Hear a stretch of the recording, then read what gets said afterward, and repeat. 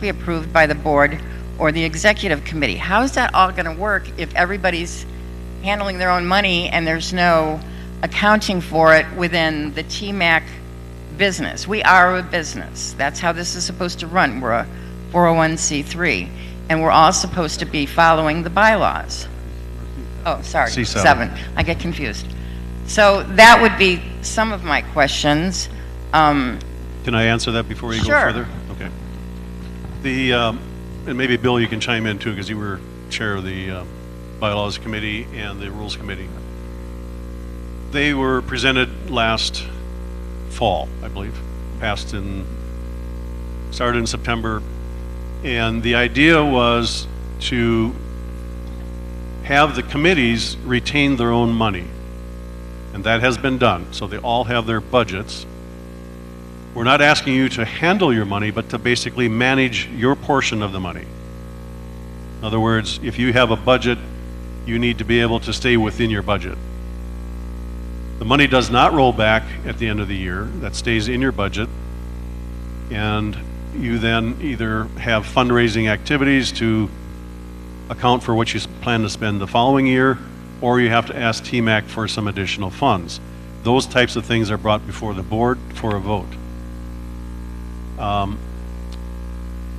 When they brought the rules forward, we did not have a meeting, I guess, to discuss that. I had mentioned that I had some concerns about some of the language in the rules, and I was not present on the day of the vote, so it did go through as it was worded. So these changes here that I'm proposing basically fixes a few things.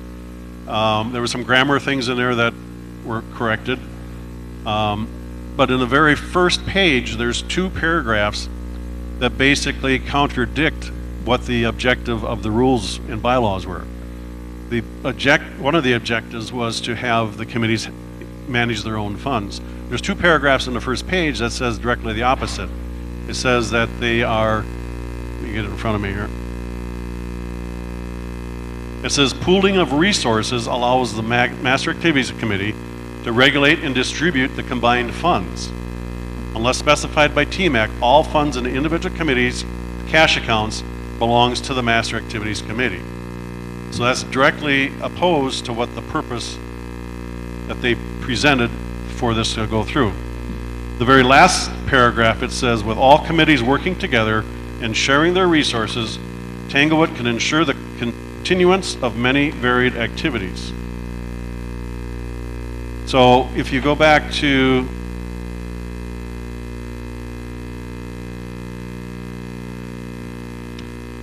page 7 under financial records and reporting.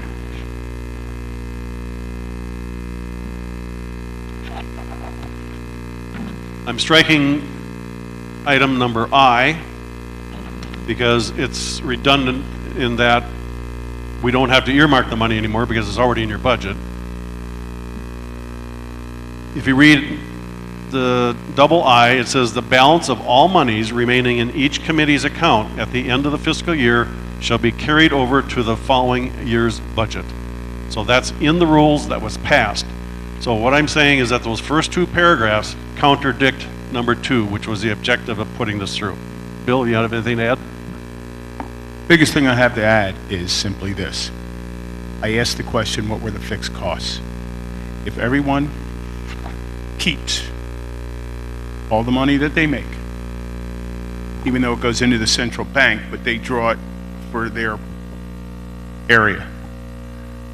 If everyone does that, how are we supposed to pay for our fixed costs beyond having a raffle?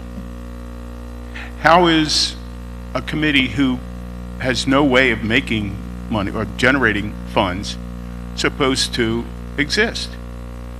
If those of us that do generate some funds just keep it and don't give them anything. Now, going back to not being able to generate funds, Gail brought up a good point with indoor decorating. They're raffling off something. The library has taken over doing the coffee and donuts twice a year for our garage sale.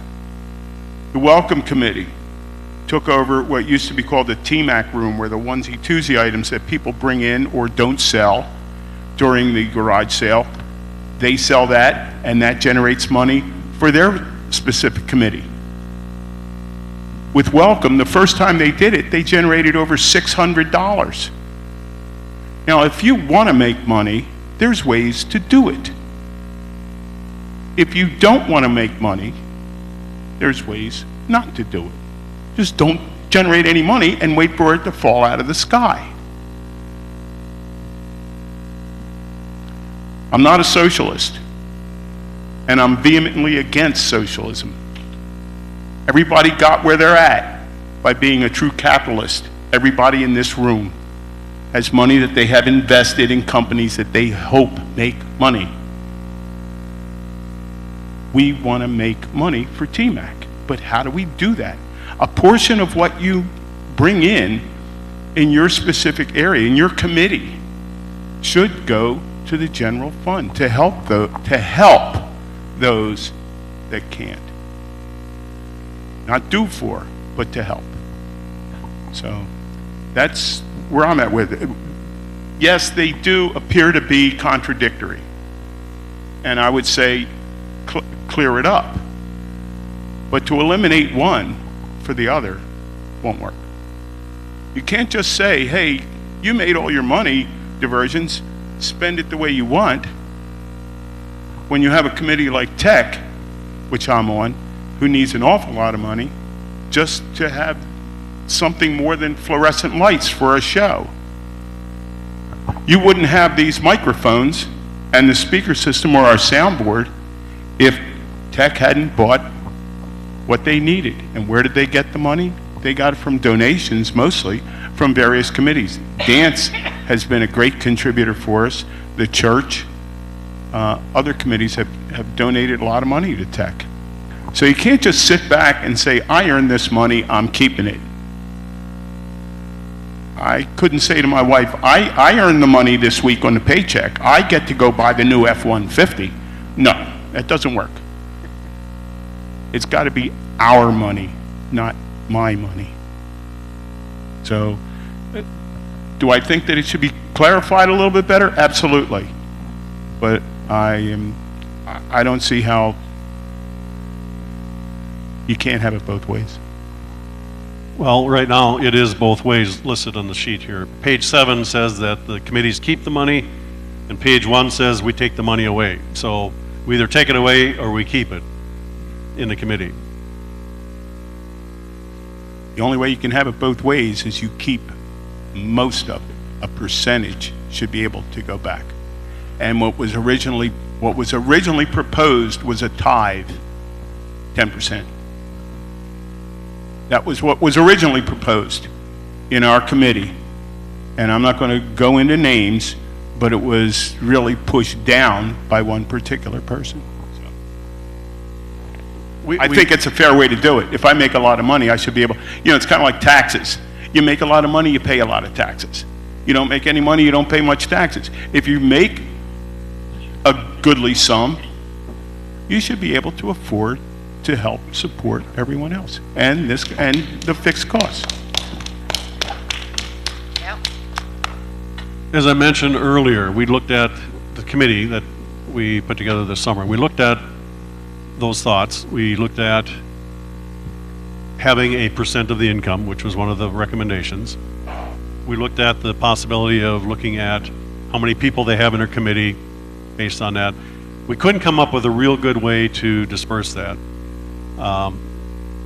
Petanque, for instance, we did put in our budget, and that was a sample budget that I provided to every board member here. So I said, here's a sample of what I'm looking for in the budget. This is the Petanque budget, and people then modeled it after that. We put in $200 to be transferred from Petanque to the general fund to help pay for our share of the insurance money. There are other committees that are in the process of doing the same. Now, not all committees can do that. As I look around the table here, I see Karen over here with table games. She's sitting with a fairly limited budget. And Tennis is sitting with a very limited budget. So we came up with the idea of fundraising. What we're talking about with the golf cart would put roughly $12,000 into our general fund account. We're looking at everyone on this table to help sell tickets. So that's your part in generating those funds. So table games, they can have tickets that they're selling to their people that are coming in and playing cards or whatever the activity is. So that's their part in contributing to their fund to pay for our tax returns, to pay for our insurance, and what are the other general costs are associated with it. So that takes that whole equation out of there of trying to be fair of who should pay what. We're saying we all participate in selling those tickets. We'll make about $12,000. It may be a big hit. This may be something we can do every year. I don't know. As a not-for-profit organization, we can't make too much money either. But we can make money to further our cause. So if we have money in the coffers, tech can come to us, which they did a year ago. I believe we approved about $3,700 or something like that last year. They've got a need, we've got money in the bank, they make a proposal to the board, and if the board agrees, we can cut them a check. So we're basically the bank keeping tabs of the money, but you're responsible for your individual budgets. And that's why we had budgets. I believe that was the first year that we've ever had budgets. I don't think we had budgets in the past. They were supposed to, it's in the bylaws, but Right. it was one of those things that was never really done. Right. For forever. So at the end of the year, we'll be looking at reviewing that budget and setting the new budget up. Okay? Any more discussion on these changes? One of the big change, like I say, one was to fix this item here of the funding, where the money stays, where as a pool. The other major change is the elections. We are proposing that we move the elections up 1 month. And the reason for that is we want to have the date consistent with our fiscal year. Right now our fiscal year ends January 30th, so February 1 is the start of the new fiscal year. But we don't do our elections until February, and the new officers don't take effect until March. So it's kind of difficult to come in partway through the year when the budget's already in place and maybe expenditures are already in place to now have new officers in charge. So we're trying to line all that up. I worked with Billy on that, and Billy is very much in favor of that. She said that it would assist her in moving those along. What that will mean is that the middle of December, we'll put the books out. People can start signing up for committees for the vote. We'll have those in there till about the middle of March, or excuse me, the middle of January, and then we'll have the meeting in January, and the people take the new chair officers as February 1, which will then coincide with the fiscal year. So there's many pages where that has changed to accommodate that, and that's really the gist of what this document is about. So the financing, fix up some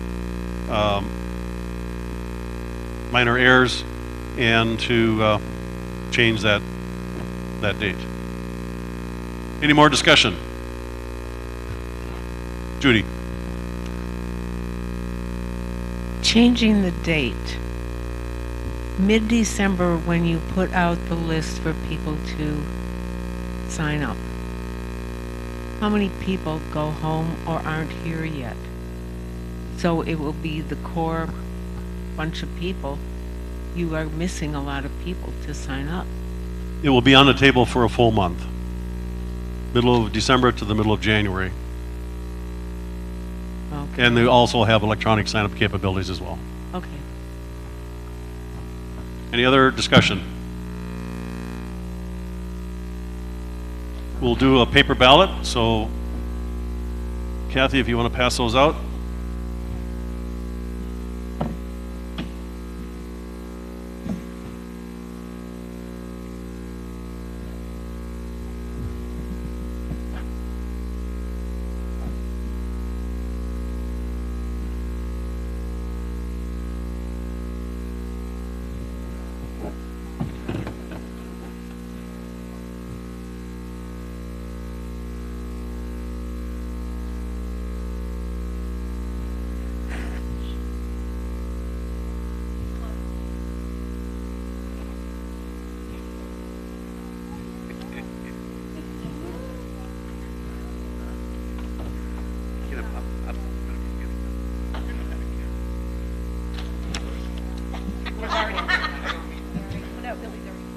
Gary, a question on the vote.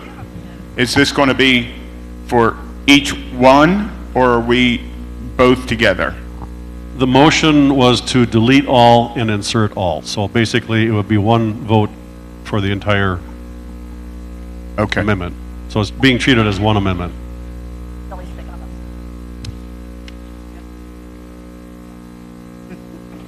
A yes would be to accept the changes, a no would be not to accept the changes.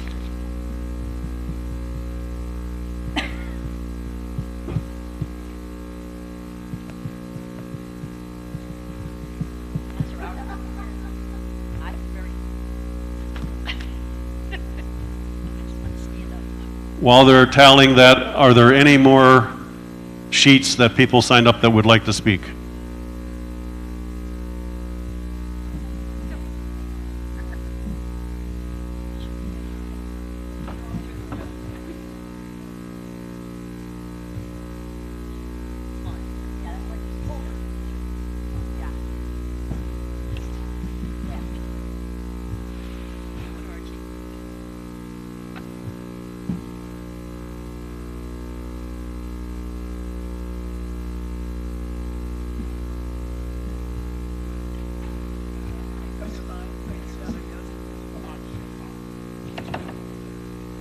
Of what?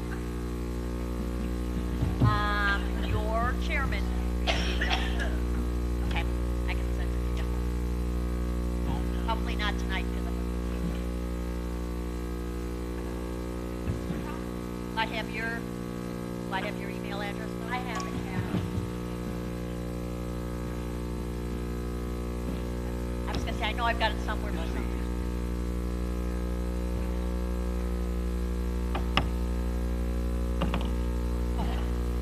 I know I had it somewhere, couldn't figure out which file. Yeah, I've been in here.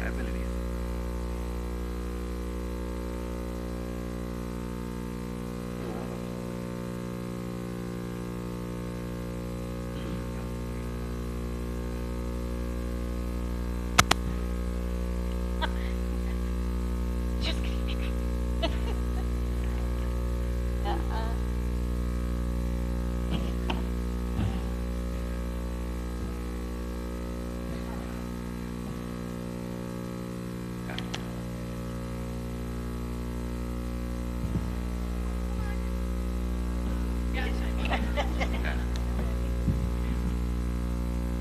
Okay. Okay, the vote is in. 17 yes and 4 no, so it passes.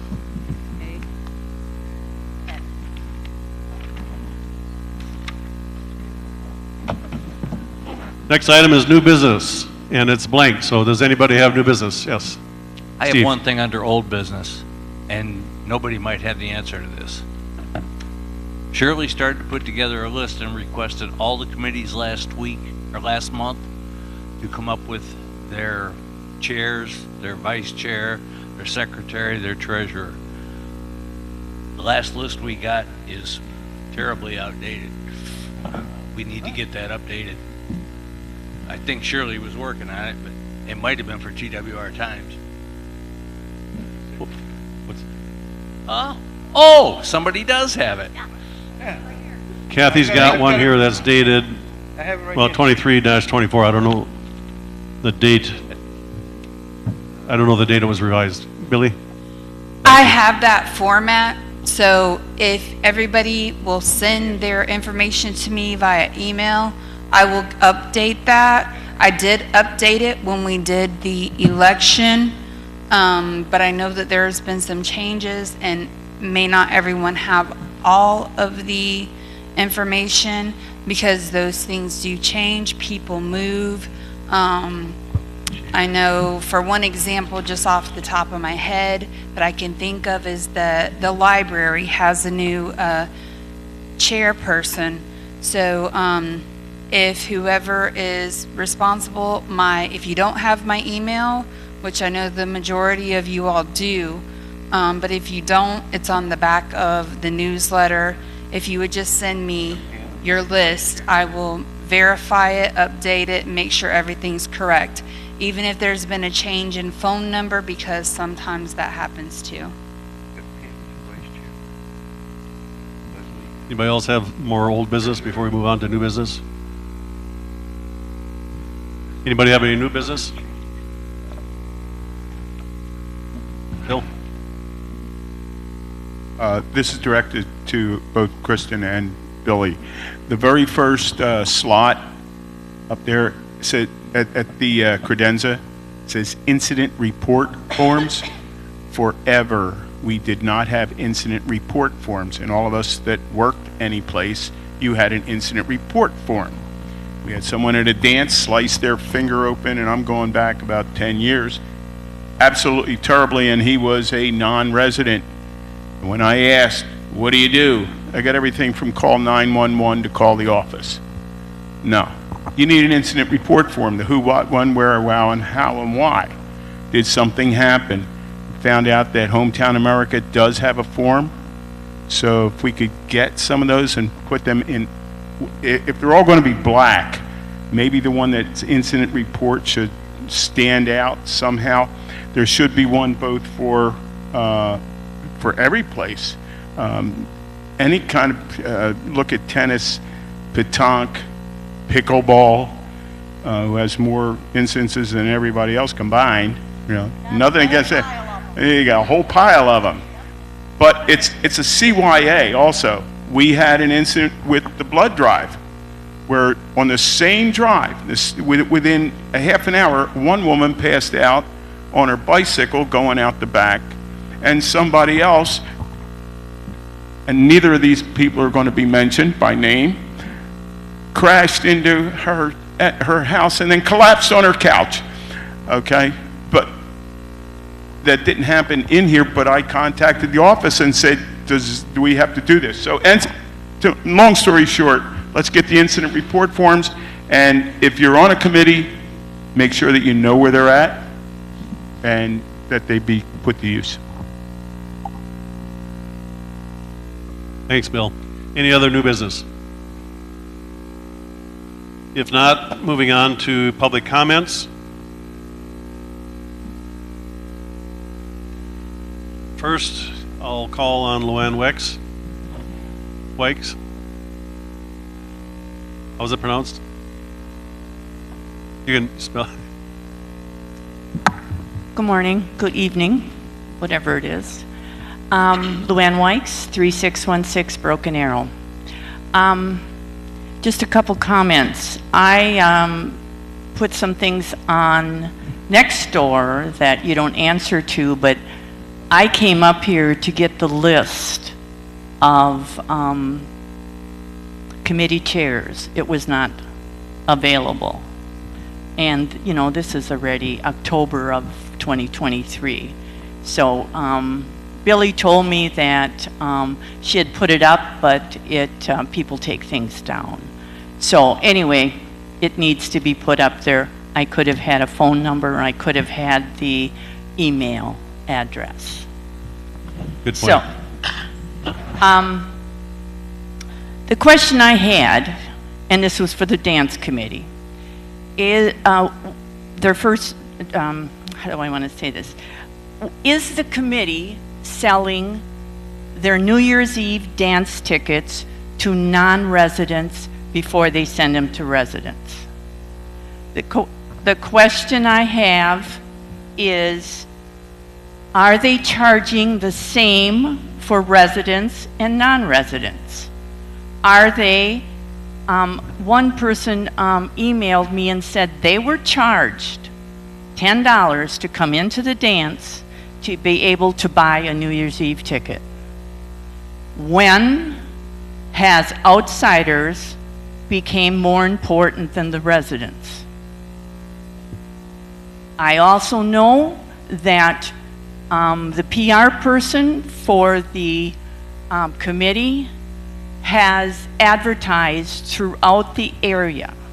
She has put it on the radio. I thought this was at least a semi-closed residence or park. We came here 11 years ago, that's what was important to us. If this committee and special events are selling outside things and special events is putting a specific area for these people to sit. I think it's wrong because our residents come first. Everyone complains about the cost of the lot rent, but we're allowing these different things to be done, and we do nothing about it. If they continue to have that many people come in, I believe they need to have someone hired at the gate on those nights to make sure they know who's coming in and such. Okay. Okay, that's question number one, is that correct? Yes. Okay, before you go on to number two, I have a few responses to that. Okay. And then I think Kay wants to come up. So if you maybe just want to sit down and we can come back up later, but Isn't this my time? I will have you come back to do your second question, but let's address your first question. Okay? So I'm going to have somebody come up and speak before you get to your second one. You're not going to answer it? I'm going to answer some questions, yes, and then I'm going to ask somebody else to come up that also answer those questions, and then we'll entertain your second question. First off, I did a little homework, and I went through and looked at some of the past annual reports from the dance committee. I also looked at some of the minutes from the last dance committees. I went back as far as 2010, 2011, when Bill Ruley was the chair of the dance committee. New Year's Eve did allow non-residents over 21 to attend the New Year's Eve dance. That's what it said in your report. No, we had people ask us, and we said no. And the reason we said no was everyone had their own alcohol, and what we didn't want was somebody from coming over from Sun and Lake, coming in here and drinking, and I see them drink, they go out, they get in an accident, and they come back and sue me because I knew that they were drinking? No, that's wrong. I don't know where you got that. We did not. Anyone here that was on the dance committee back then, hands? No. See, there aren't very many people here. Bob was on my dance committee at that time. We did not allow, it was the one dance that we did not allow non-residents. It was also the only dance that we came in, that the committee was allowed to come in gratis. And I fought against it for quite a while, because I said, oh no, you can't take something. You're not supposed to be able to get freebies. Then I found out that there were a number of committees that had things for free. Breakfast supplied breakfasts, special meals, they had a meal. So we didn't say, oh, every dance you come in for free. We said one dance, right? Yes. That was it. One dance. We did not allow non-residents. The only way a non-resident could come in Right. was if they stayed overnight, with a resident of this park, and they Yes. had to show their visitor pass. The people who When were, they bought their ticket. yes, they didn't. We made people bring all of their name badge besides the Yes. visitor passes to be able to be on the thing. Thank you. So that's where the non-residents came in. They were, if you're a guest, you're not considered a non-resident. You're the guest of a resident, not somebody from wherever that you met down at the VFW and said, come on up. Okay, but I did read the minutes, and it said guests of the resident and friends. So, Guests of the residents. And friends, it said. Meaning they're friends. But you had to be a guest. You had to have, you had to spend the night. okay. Moving on, we see a lot of information about why do we leave or let all these non-residents come in and use our facilities. When we pay the rent here, they're not paying the rent here. Looking at some of the annual reports in 2011, there were 634 non-residents that came to dances, representing 25% of the dances. So there was 25% in that year that had non-residents. 2012, there were 500 non-residents attending the dances, 23, almost 24%. 2014, 305, down to about 12%. And then the years at Luann, I guess I didn't see any numbers on that one.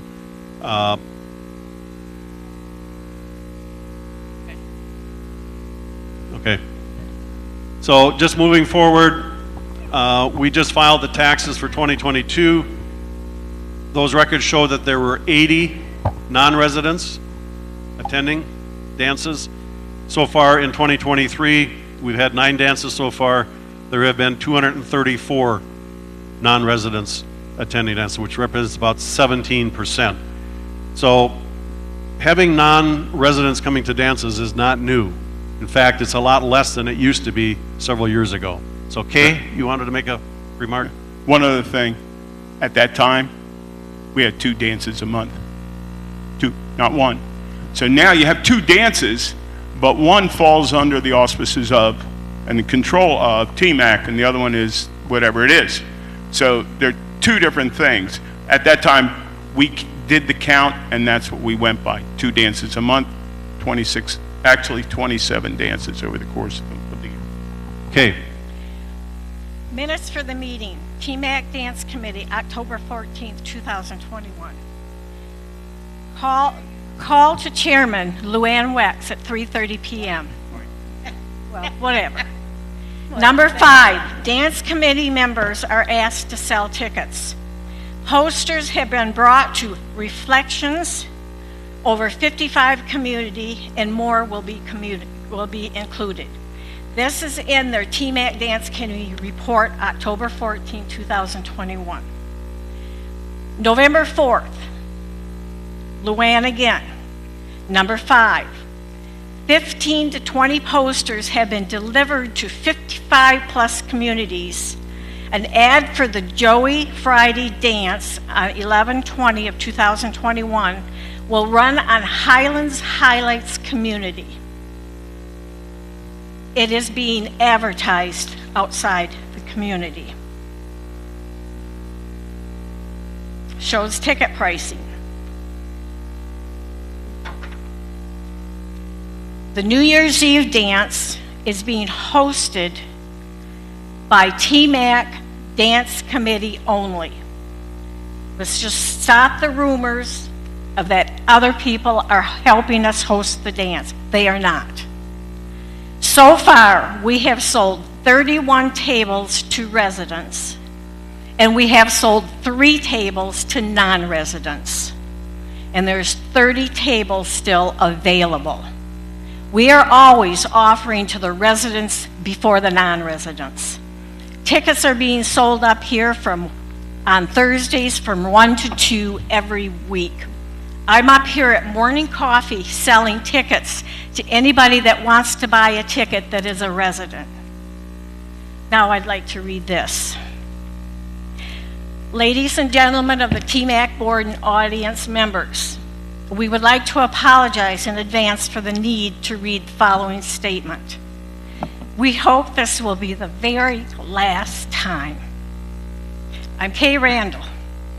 I am the TMAC Dance Committee Treasurer. Recently, we have been asked some questions on social media, and we'd like to address them. We were asked about non-residents attending dances. As we all know, non-residents do come into Tanglewood for many of our programs. We are not the only committee that welcomes them. We are allowing some non-residents to come to New Year's Eve dance as a thank you for supporting us, TMAC, throughout the year along with our wonderful residents. Especially in the summer months, when our residence is down, we bring in the non-residents to help pay for the bands that we bring in.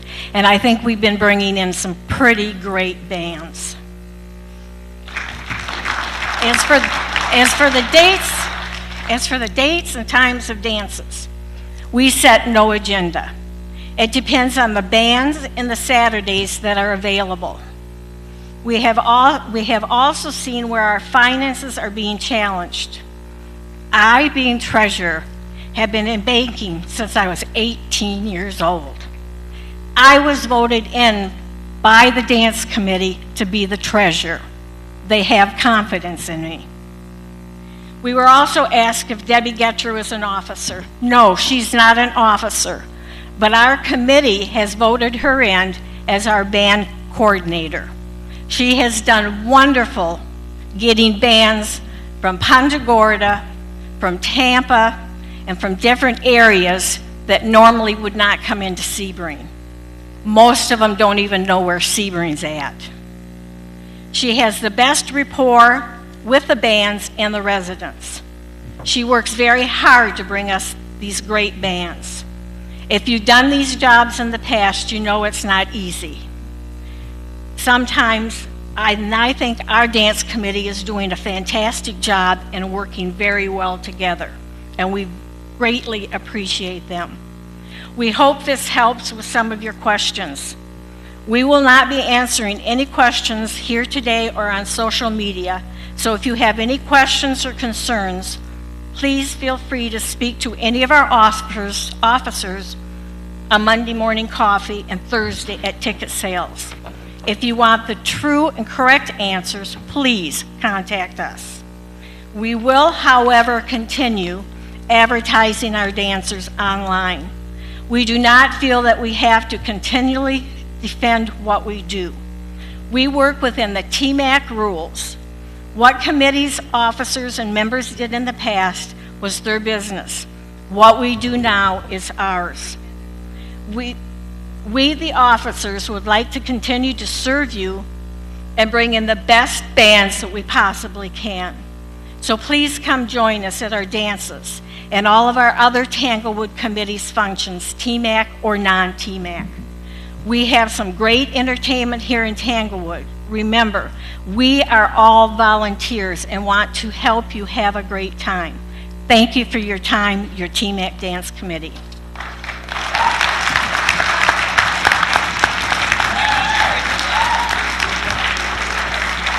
Luann, you have your second question?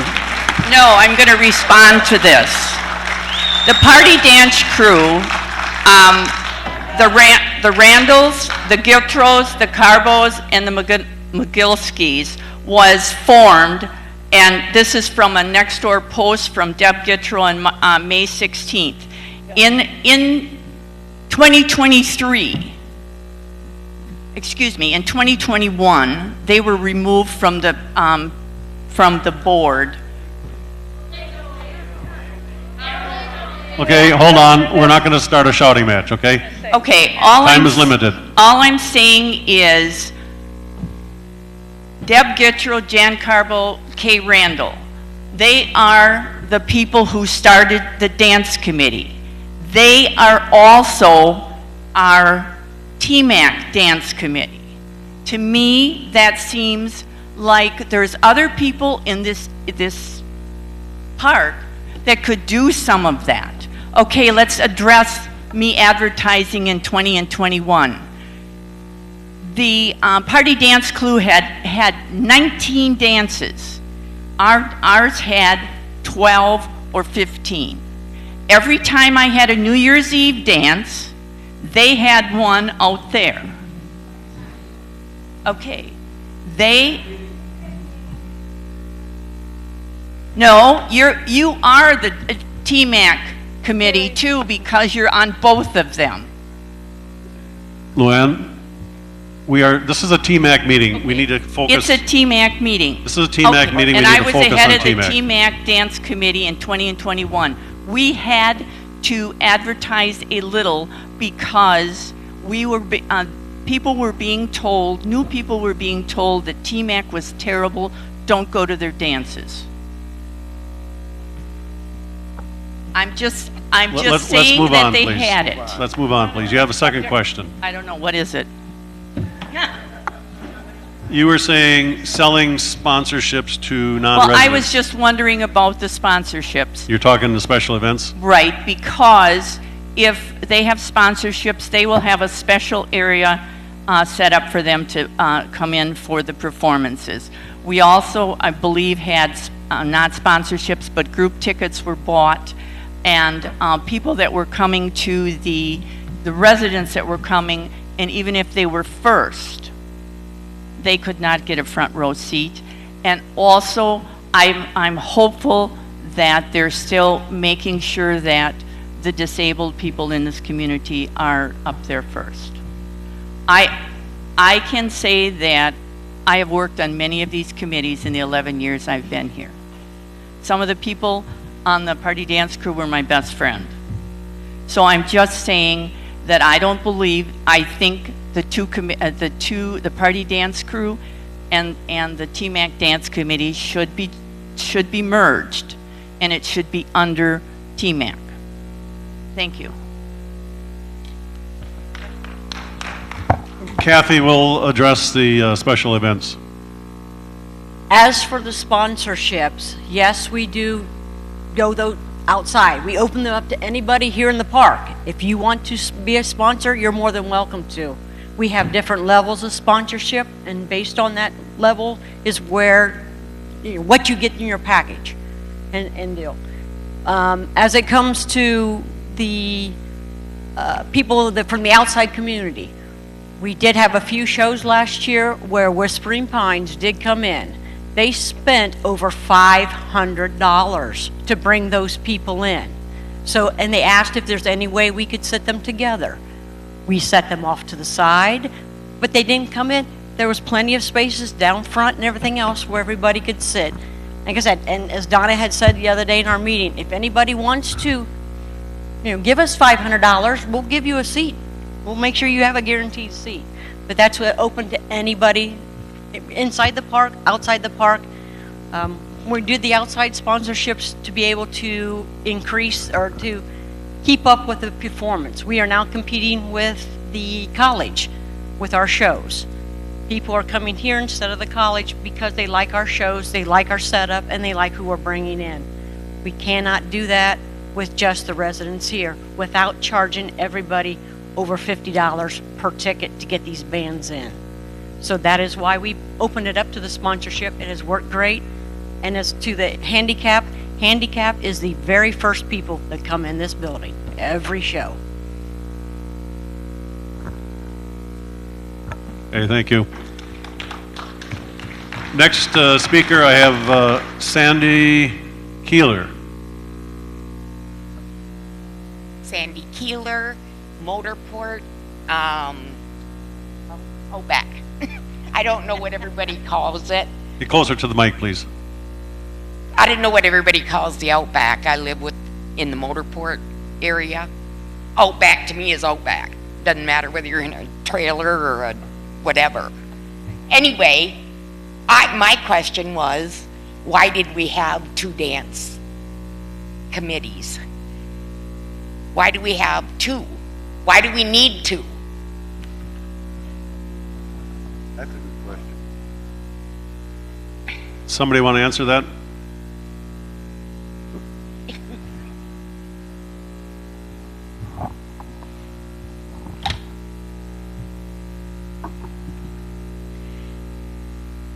Anybody has the opportunity to request to use the clubhouse, whether it be for beanbag baseball,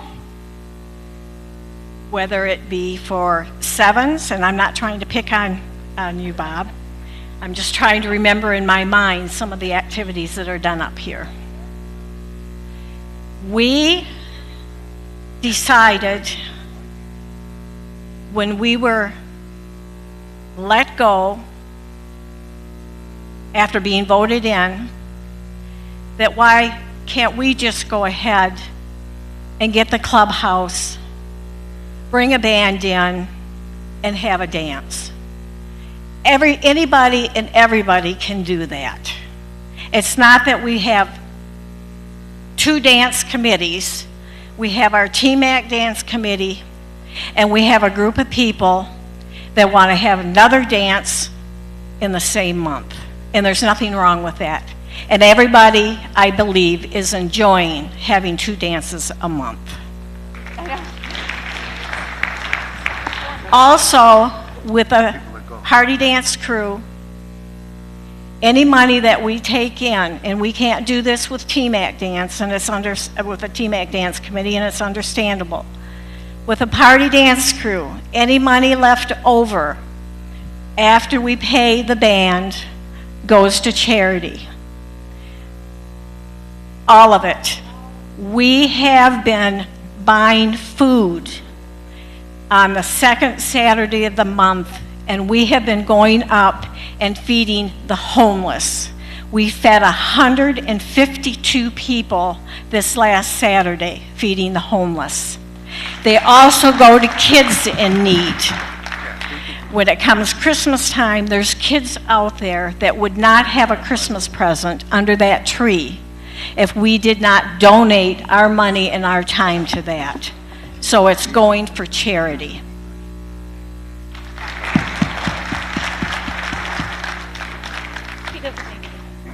The 50-50 money from the previous dance committees have gone to charity. They have gone to the foster children, it has gone to Peace River, it has gone to Hope Haven Transitional Living. We've done whatever we can to do it at that time. And they are right, we could, the TMAC Dance Committee can only use their 50-50 money, so. But I know we have liability as a TMAC Dance Committee. I know we pay taxes and sales tax. I always wondered if that was the same thing that occurred with the party dance crew, or if they were a 501c3. Thank you. Don, before you come up, I've got 2 other people that signed up a sheet.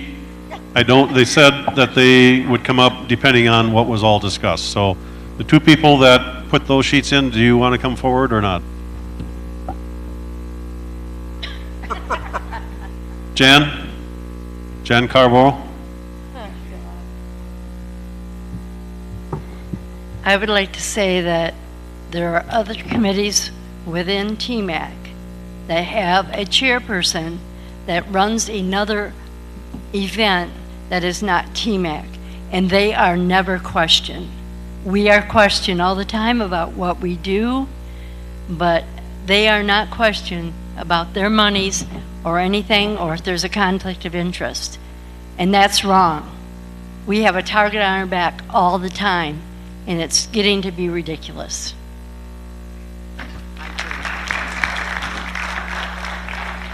I just want to understand, why there is 2 of them. They're all in, just give me a second, Gary, okay? Just give me a second. If I can, get me in there. Gary, I'm just trying to figure it out because they're all on the board. Okay, It's the I think it was same thing. explained, but we have a board member here that wants to answer that. If we backtrack to, I believe it was March 11, 2020. I'm talking 2020 now. March 11.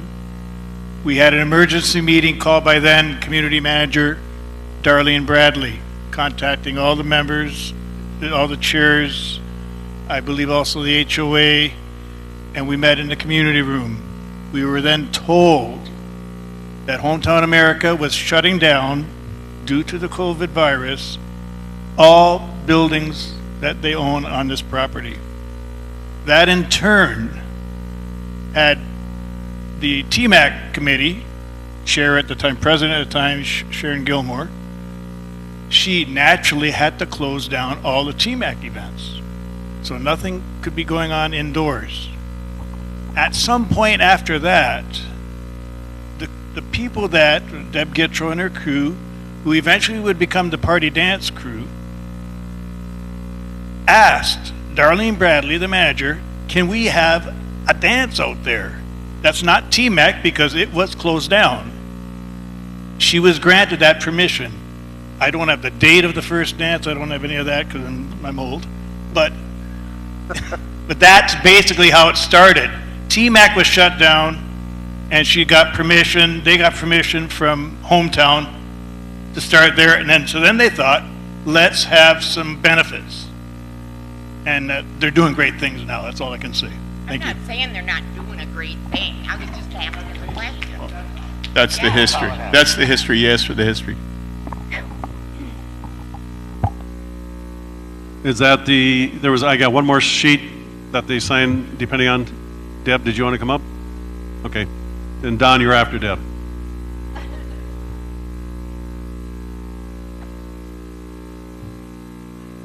I'm just a real quick one, and one that I think it was Luann that asked about having to pay for the $10. I'm sorry, the paying of the $10 to get into the dance the other night to purchase the tickets for the New Year's Eve party.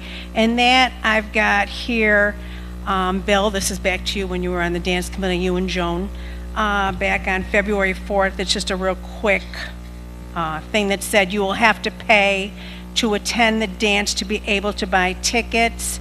The date of the Toe Jam dance was March 11th. This was back with Toe Jam coming in, and of course, because they're such a big band, we had, you had to do that, and that's understandable. Because this is New Year's Eve, we felt it was the same way. The fact that you didn't have to pay the $10, we opened it up Sunday in the driveway at my house on Whistle Stop, and we advertised it both ways. So you had your choice whether you wanted to pay $10 or you didn't. So that's all I wanted to bring up. Thank you. Plus, they were selling tickets at Monday Morning Coffee and then also Thursdays in the lobby. So. Don? Just one point. We were selling the New Year's Eve tickets beforehand, even at Monday Morning Coffee. If you recall, there used to be a line outside because you could reserve your table and buy your tickets. So it wasn't just that you had to pay to get in to buy a ticket. It was and keep in mind, it was for residents only and their overnight guests. Go ahead, Don. Thank you. All right, is this good enough? Yep. All right. State your name for us, Don. My name is Don Colton, 1510 Tanglewood Circle. I'm a simple man, and all this discussion I've heard about this afternoon comes down to me as two simple issues. When you have an event in this building or in this park where outsiders are brought in, who is purchasing or taking care of any insurance issues or legal issues? Now, Petanque has tournaments. I think that is predominantly for on campus. When you have an outsiders come in, I think they're insured somehow. I don't know how. Same thing with pickleball. But when you have dance committee and dance party having a dance at the same time, how do you delineate who is at fault? And how does the courts bring that to play? I can answer that. Thank you. As a 501c7, we are considered an entity. So we are liable to get sued. In fact, we got sued this year. And I handled it by calling the attorney and writing a letter to the attorney. And that was the end of that lawsuit. So yes, TMAC purchases liability insurance. We have insurance for our officers, for any, is it just the officers or is it the full committee? Directors and officers. So that if something, if one of us gets sued for our actions on anything, we have insurance on that. Also, all TMAC functions are covered from the liability on that. So you talked about Petanque, the